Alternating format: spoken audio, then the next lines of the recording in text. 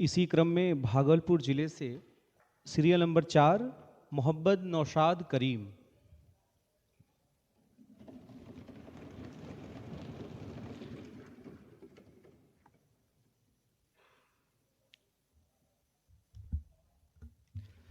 हम करे बात दलीलों से तो रद्द होती है, उनके होठों की खामोशी भी सनद होती है।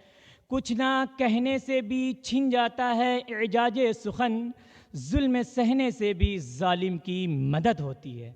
आदरणीय निर्णायक मंडल, 2026 के बजट से 2047 में भारत को विकसित भारत बनाने के सपनों को साकार करने के लिए इस सदन में बैठे मेरे युवा साथियों, महोदय, लंदन की ठंडी आबो हवा में बैठकर कभी मुस्कुराते हुए चर्चिल ने कहा था, यदि भारत आज़ाद हो भी गया तो ज़्यादा दिन तक टिकेगा नहीं, वो टूटकर बिखर जाएगा। मुझे लगता है नरक में बैठी चर्चिल की आत्मा जब अमृतकाल 2026 के 48.20 लाख करोड़ के महाबजट को एक महिला द्वारा सदन के पटल पर रखते देखता होगा, विकसित भारत 2047 की ओर उछाल मारती दुनिया की तीसरी सबसे बड़ी अर्थव्यवस्था को देखता होगा और ख़ास तौर पर इस सदन में बैठे 100% नरेंद्र युवा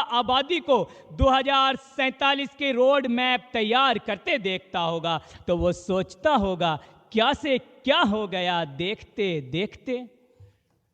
मान्यवर, मैं नौशाद करीम भागलपुर से एक बुनकर का बेटा हूँ। गौर से देखिए मेरे इस बंडी और इस पगड़ी को, ये केवल पहनावा नहीं है बल्कि ये मेरी अपनी कंपनी वस्त्र केंद्र की कलाकृति है।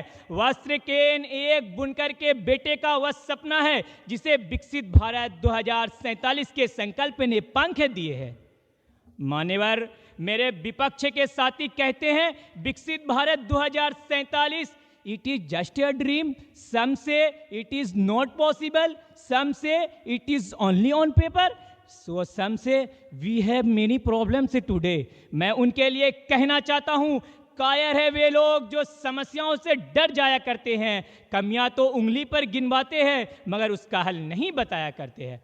अध्यक्ष महोदय, मैं इस सदन के पटल पर केंद्र बजट 2026 के वो आंकड़े रखना चाहता हूं जो वस्त्र केंद्र जैसी स्टार्टअप की नींव है। महोदय, केंद्र बजट 2026 में कैपिटल पावर के लिए 20 लाख का मुद्रा लोन और 2 लाख करोड़ की क्रेडिट गारंटी का प्रावधान है। अंत में मैं कहना चाहता हूं कि इस सदन में मैं वस्त्र केंद्र की बंडी और पगड़ी पहन के आया हूं, ये इस बात का प्रमाण है कि बुनकर का बेटा अब जॉब सीकर नहीं, केंद्र बजट 2026 ने उसे जॉब क्रिएटर बना दिया।